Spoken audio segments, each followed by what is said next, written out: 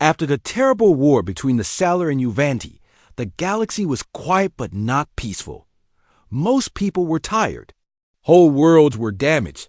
Many council members felt hopeless. News of empty cities and lost families filled the channels. Some planets tried to help the refugees, but it was not enough. It seemed like nothing would ever get better. On Earth, Laura watched the reports and thought about all the people who had suffered. She felt angry at the council, but also sad for everyone who had paid the price. Ethan was busy helping the new arrivals on a colony near the human border. He met aliens who had lost their homes and listened to their stories. Some cried. Others just sat in silence, staring at the walls. Ethan did his best to help them feel safe. One day, a new message came to Earth. President Varak himself would come to meet with Laura and Ethan. He asked for a private meeting, not in the council hall but on Earth, where he promised to listen and learn. Many people watched as Varak's ship landed. The president was tired and looked older than before. He came alone, with just a few helpers. Reporters watched from a distance, and the meeting was not broadcast on the news. Laura greeted Varak with a calm handshake. Ethan nodded politely. They met in a small room at the government building.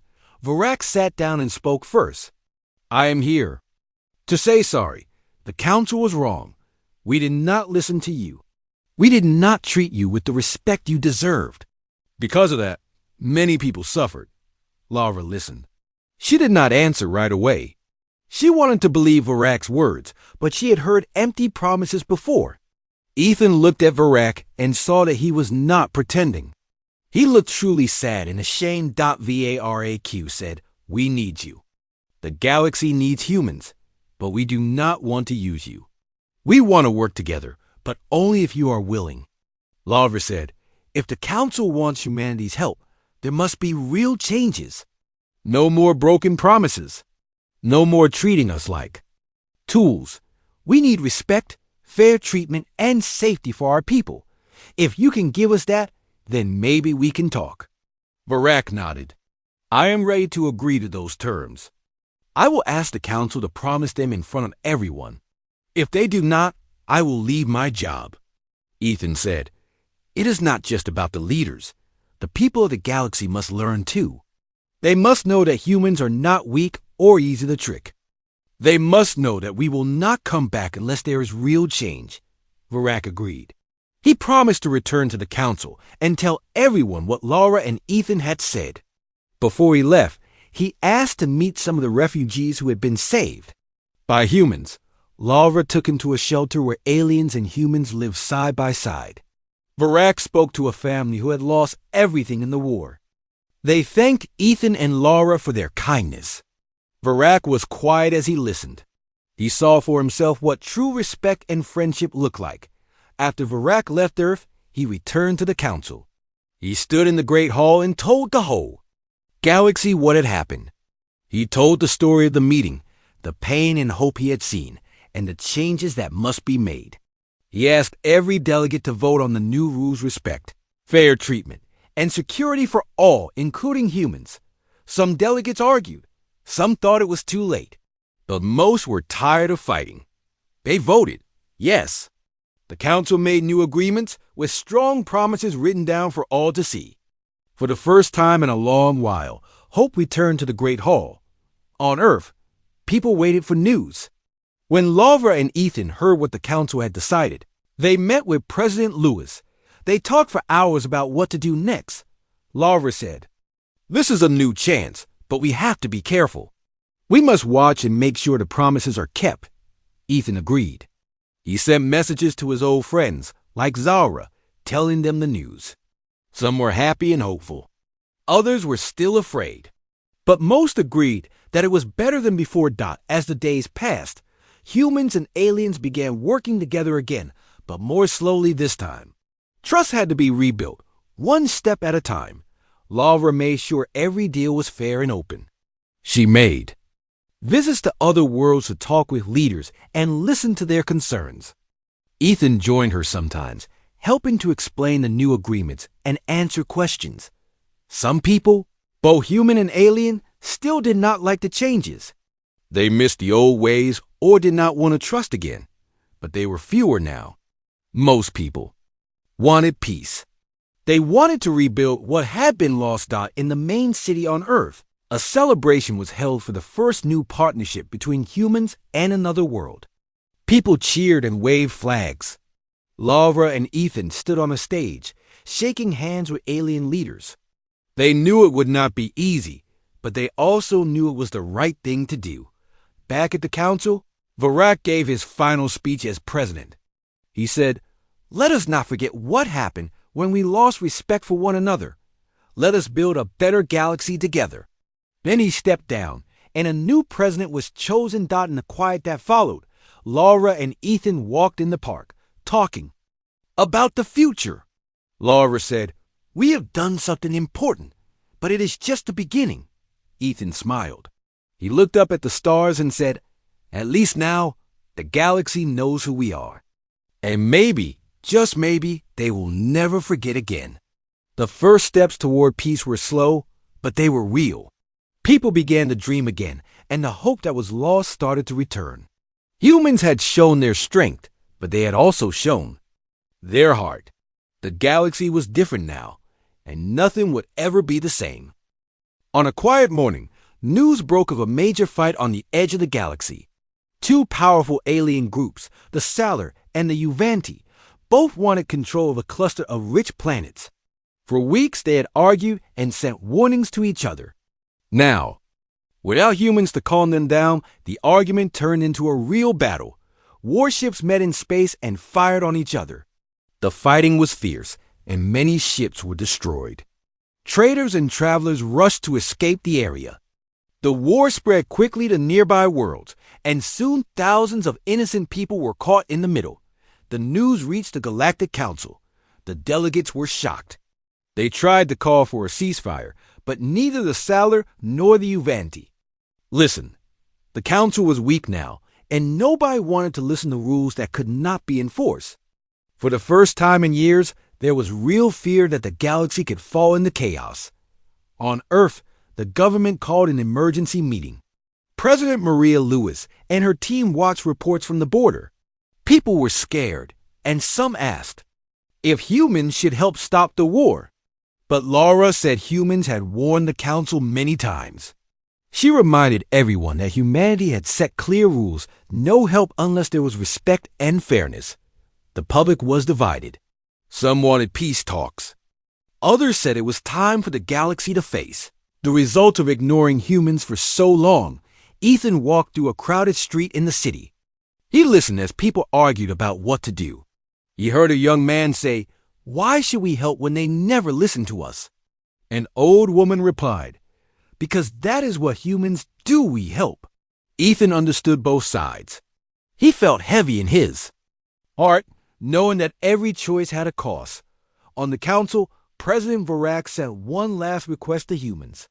He begged for help. He said the fighting was spreading and that the galaxy needed the wisdom of humans again. Laura read the message but did not answer right away. She met with Ethan in her office and asked what he thought.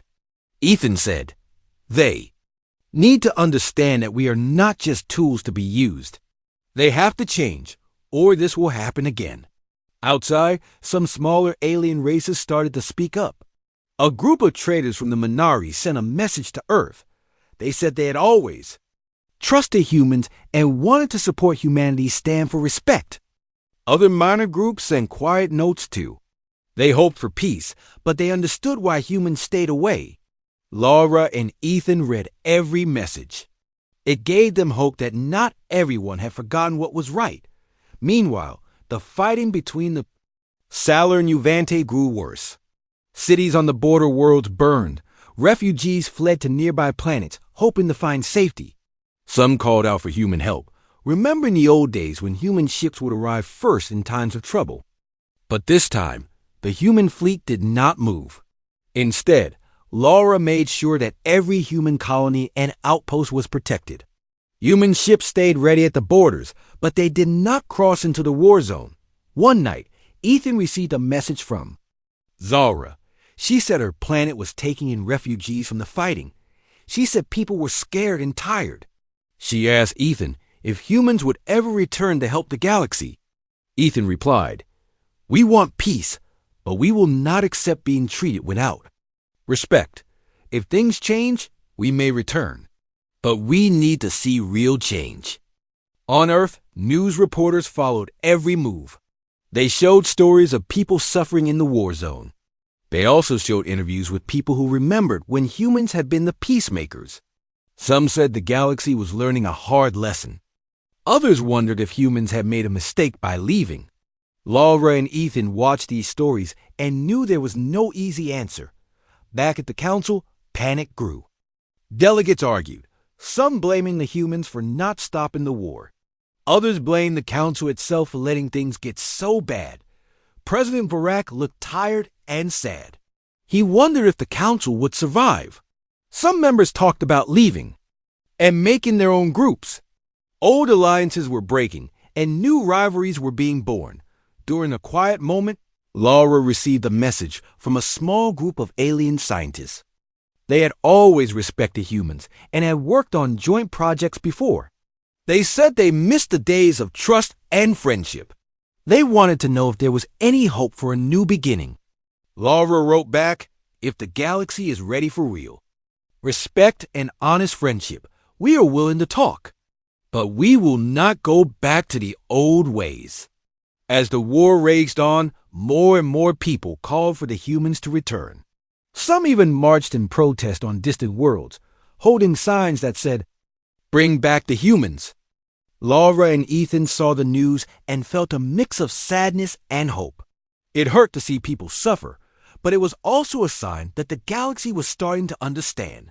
Humanity's patience was not endless, and their help was not guaranteed. On the border, a group of young human soldiers watched the stars from their post. One of them asked, "Do you think they will ever understand us?" Another answered, "Maybe now they will. Maybe now they know we mean what we say." The soldiers stood watch, knowing that their job was important. They were ready to defend their people, but they also hoped for a time when the galaxy would finally learn the value of true respect. The fighting between the Salar and Uvanti finally stopped when both sides ran out of ships and hope. The worlds they fought over were left in ruins. The Galactic Council sent aid, but it was not enough. The message was clear for everyone to see. The galaxy needed humans, but humans would not return unless things truly changed. Laura and Ethan met again and agreed. They would wait and watch. When the time was right, they would know if the galaxy was ready for a better future. The days after humans left the council felt longer than before. In the Great Council Hall, the delegates met again and again, but now the meetings had a different feeling. Everyone seemed tense, and every conversation ended in blame or worry. The president, Barack, tried to keep things peaceful, but he could see it was not working. Without humans, there was no one to calm angry voices or to break up the fights that were starting between old enemies. One day, a message came from the planet Yola, where the people were scared about pirates raiding their farms and cities. They had always counted on humans to stop the pirates. Now, with no answer from Earth, the people of Yola tried to send their own ships, but they were too weak. The pirates grew bolder, attacking more often. Other nearby planets began to worry that they would be next. Everyone asked what the council would do, but the council was too busy arguing to help Dot in another part of the galaxy. Two strong worlds started arguing over the rights to a rich asteroid field. Before, humans would have helped make a fair agreement. Now, the two worlds sent warships to claim the rocks. There were warnings, then a sudden fight. Several ships were damaged, and the asteroid field was left in ruins. When news of the battle reached the council, the delegates shouted and blamed each other. Varak called for calm, but even he was losing hope. Laura met with her military team every morning. She heard about the border problems, but also about secret messages. Some alien leaders were sending quiet requests for talks with humans. They wanted to make peace or at least ask for help. Laura wrote back, explaining that humanity would not help unless they were treated with respect and honesty. She told them that humans were watching what happened now. Ethan spent time in the city, walking through parks and watching people. Sometimes he stopped to talk to old friends who worked in the government or the news. Most were worried about what would happen next. Ethan thought about sending another message to Zara, but he waited.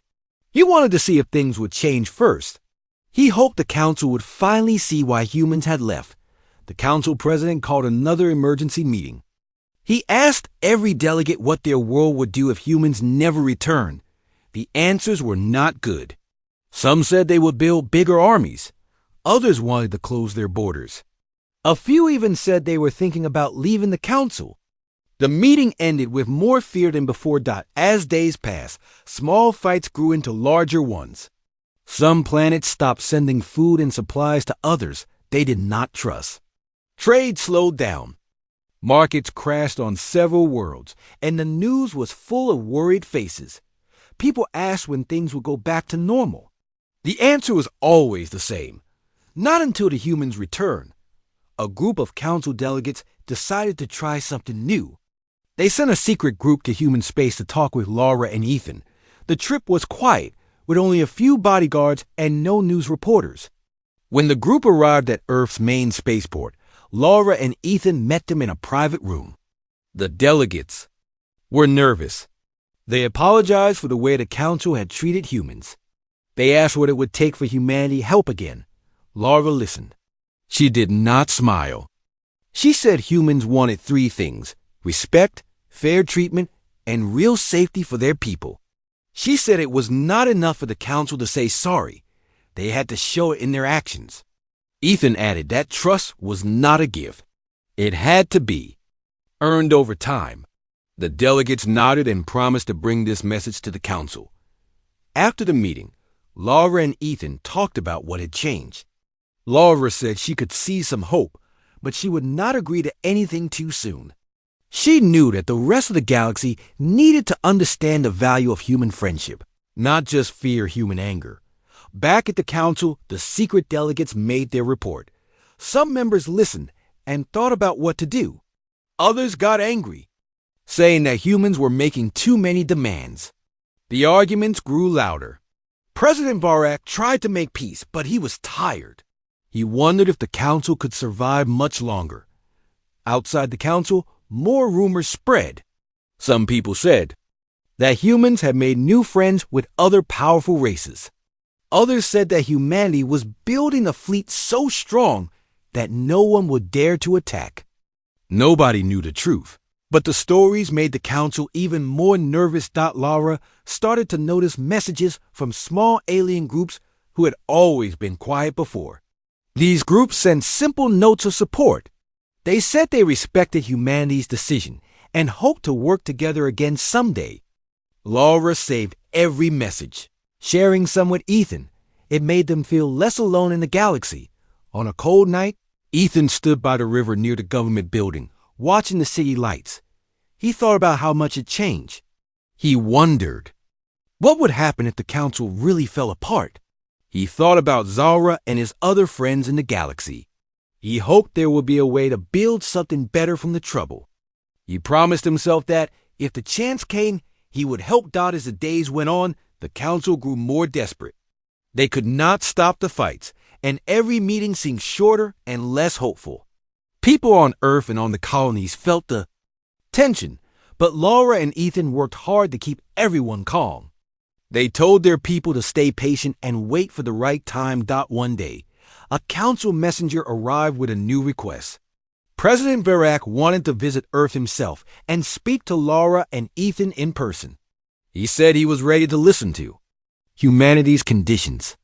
Laura looked at the message and then at Ethan. Maybe this time they will really listen, she said. Ethan nodded. It was a small step, but maybe it was the beginning of something new.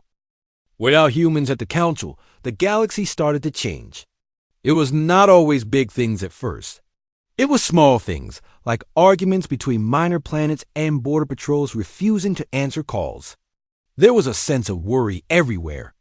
And even the news channels had trouble keeping up with all the new problems. On a small planet called Huldra, Two alien groups who had never liked each other started to fight again. The humans had always been the ones to calm them down. Now there was no one to stop the first angry words from turning into real fighting. Ships circled the planet, and both sides waited for someone to help, but no human ships arrived. The first shots were fired a day later. By then, it was too late to stop the trouble. Pirates in the outer systems watched what was happening and made their own plans. They used to stay away from places where humans might show up. Now they started to attack lonely trade ships, knowing the patrols would be slow or afraid. Some alien worlds sent out emergency calls, but the only answer was silence or a cold message saying no human assistance available. Laura spent most of her time in meetings with military leaders. She knew there were risks, but she wanted to make sure the borders were safe. General Sanders met her at the main command center, where screens showed the movements of every human. "Ship, we are pulling back from old patrols," he told her. "But we are stronger than most people think. If anyone comes for us, we are ready." Laura nodded. She did not want war, but she wanted her people safe. Ethan visited a small space station on the edge of human territory. He was tired from travel and needed to rest, but he was also curious about what was happening outside of Earth. On the station, he met a group of aliens who seemed lost without humans. One was an old friend named Hera, a quiet merchant who traded supplies between systems. She told Ethan, "Things are different now. Everyone is nervous. The council is not the same without you." Ethan tried to help where he could. On his last night there, a fire broke out in the cargo bay. Ethan helped put out the fire and saved an alien child trapped by the smoke. The station workers thanked him, and the story spread quickly. People began to remember the many times humans had helped in the past. It was not only about big battles or council meetings. It was the small things that kept the galaxy safe and running smoothly. Back at the Galactic Council, the meetings grew louder and less friendly. The president tried to stop the arguments, but the delegates blamed each other for what had happened. Some thought the council should apologize to humans. Others said it was better this way. Nobody could agree. In the halls outside, reporters whispered about a rumor that some worlds were planning to leave the council. Just like the humans, Laura received reports from the borders every day. She read about fights between alien fleets and small battles over resources. Some human ships watched from a distance, but did not get involved. The leaders on Earth told everyone to keep calm, to avoid any reason for others to attack. Still, it was hard not to worry when so many things were happening at once. Some human colonies were nervous too. There was talk about whether it was safe to stay in distant places without the council's protection. Laura sent messages to every colony, promising that the human fleet would protect them. She made sure supply lines were strong and that everyone had what they needed. In the city on Earth, people followed the news closely. Many talked about the days when humans had friends all over the galaxy. They missed the old times, but others felt proud. They believed that even if the galaxy was afraid, humanity would still find a way to do the right thing. Ethan received another message from Zara, his friend from the Relari. She wrote, "Things are getting worse here. Old enemies are fighting again. I wish you were still at the council." Ethan sent her a careful reply. He said that humans would help in the future, but only if they were treated with respect. He told her he hoped the galaxy would learn from what was happening now. One evening, Ethan saw something new. At a small cafe on the station, he watched two alien groups who had been enemies for years. They were arguing, but no one was there to help them find peace. In the past, Ethan might have tried, but now he just watched. After a while, the argument turned into a fight, and the station guards had to break it up. Ethan walked away, feeling a mix of sadness and anger. President Varak of the council tried again to send a message to Laura. He asked for a private talk, saying he wanted to find a way back to peace. Laura thought about it, but decided it was too soon. She sent a short reply. telling him to talk to the other council members and fix the mistakes they had made.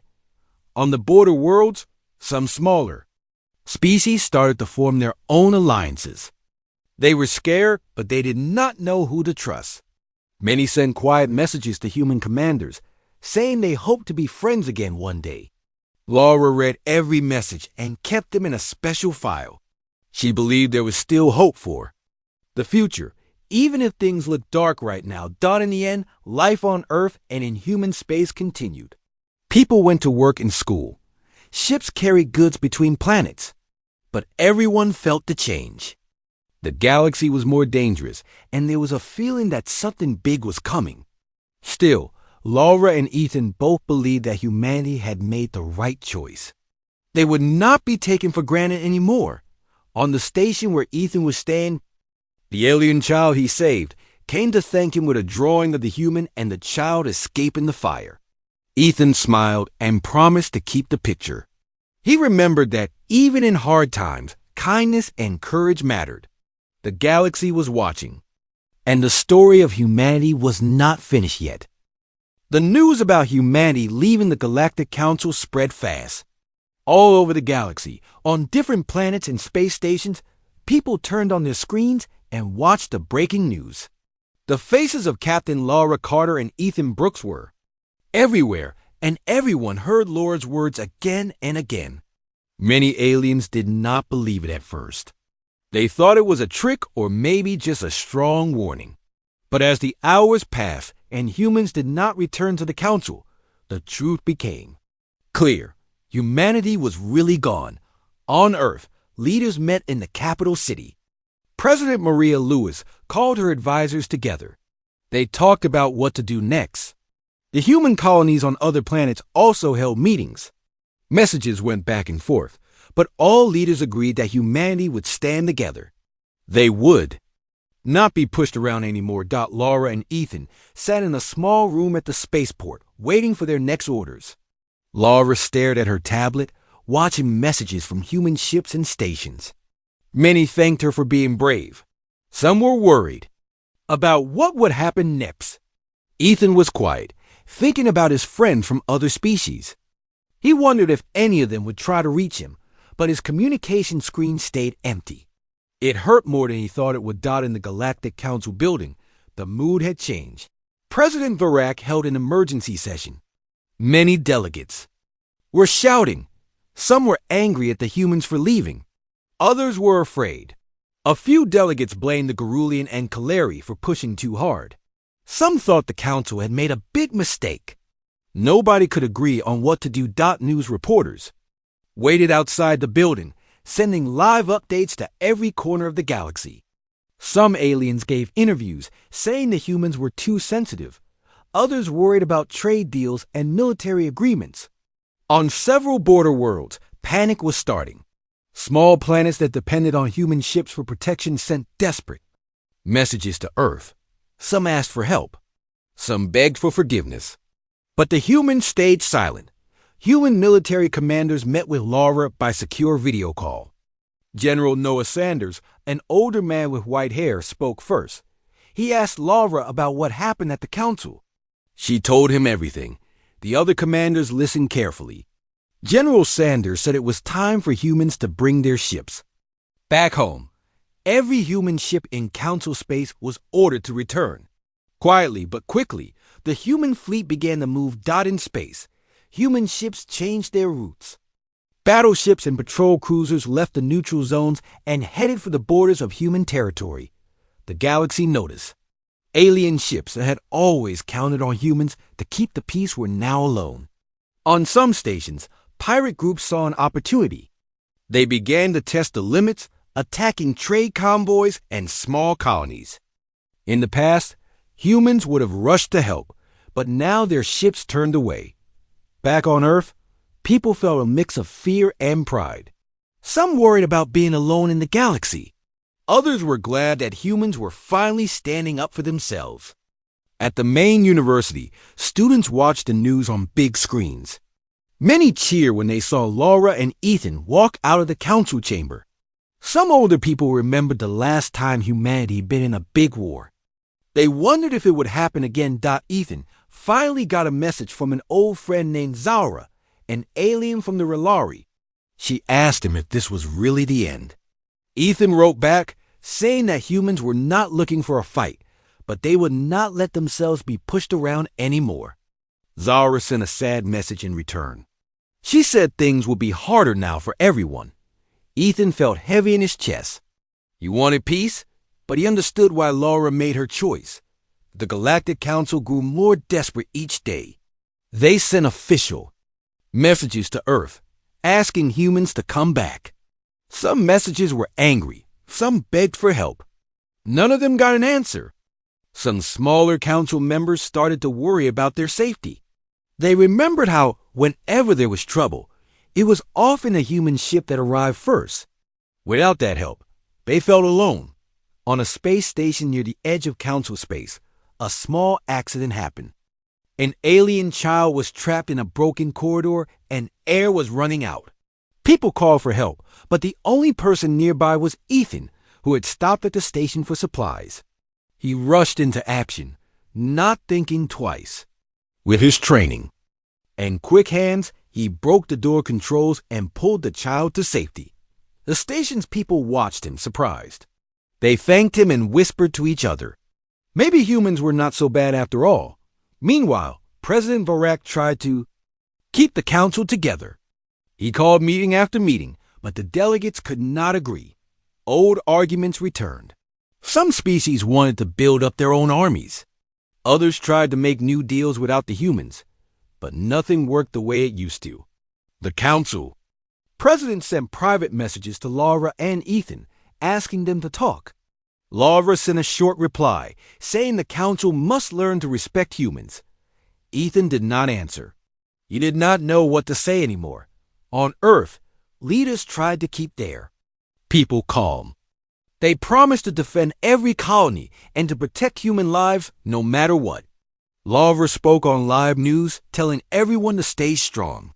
She said that humanity had tried to work with the council, but enough was enough.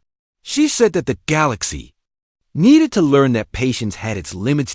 As the days passed, stories spread. Some said humans were building new warships in secret. Others said human scientists had made a powerful new weapon. Most of these stories were just rumors, but they made many aliens afraid. On the border planets, some people locked their doors and watched the sky, worried that war was coming. Some still hoped the humans would return, but nobody knew what would happen next. Laura and Ethan met again, this time in a quiet garden near the government buildings. They talked about the past, about all the times they had helped other worlds. They both felt sad, but also a little proud. They had done their best. Now it was time for others to decide what they wanted from the galaxy and from humanity. The future felt uncertain, but Laura promised Ethan that they would face it together. In the vast halls of the Galactic Council, silence replaced the usual noise. The chairs of the human delegation stayed empty. The other delegates waited, not knowing what to do next. Across the galaxy, everyone watched and waited for humanity's next move. The Galactic Council chamber was bright and full of voices. There were creatures from all over the galaxy, tall ones with blue skin, short ones with silver fur, some who moved with many legs, and others who floated in the air. The air buzzed with the sound of translators, and screens showed the faces of leaders who could not be there in person. Everyone knew this was an important meeting. Trouble had been growing for years. Captain Laura Carter walked into the chamber with a steady step. She was tall for a human, with brown hair tied back and sharp eyes that watched everything. Beside her was Ethan Brooks, a quiet man with a gentle face and a careful way of speaking. They represented humanity. Some of the other delegates whispered when they saw them. Some aliens respected the humans, but others thought humans were too soft or too slow to act. Many believed that, no matter what happened, humans would always be willing to talk. Laura and Ethan sat down at the table reserved for humans. Laura watched as the council president, a tall alien with gray scales named Varak, called the meeting to order. The president's voice was strong, but there was tension in the way he held his shoulders. Reports were read. Attacks had happened. On the border worlds, trade convoys had been raided. Agreements had been broken. A few smaller planets had even been invaded. Again and again, the reports showed that promises made to humans were not kept by others. Laura listened quietly. Ethan wrote careful notes. A delegate from the Garulians, who were known for their pride and sharp teeth, stood up and spoke. Said humans should show more patience and not react so quickly to minor problems. Another delegate from the pale-skinned Rilari suggested that humans needed to be more forgiving. Around the chamber, some nodded. Others looked away. Laura's hands tightened on the table. Ethan sighed and looked at the screen in front of him. When it was time for humans to speak, Laura stood. She did not raise her voice, but everyone listened. She said that humans had tried to solve problems through talks and agreements. She reminded the council of the promises made after the last war and how humans had always been the ones to step in when things got out of hand. She listed the recent attacks, the broken treaties, and the lives lost. Her words were clear and simple. Some delegates shifted uncomfortably. A few seemed embarrassed. But one, an old rival from the dark-skinned, Kaleri, smiled and made a joke about how humans were always upset over small things.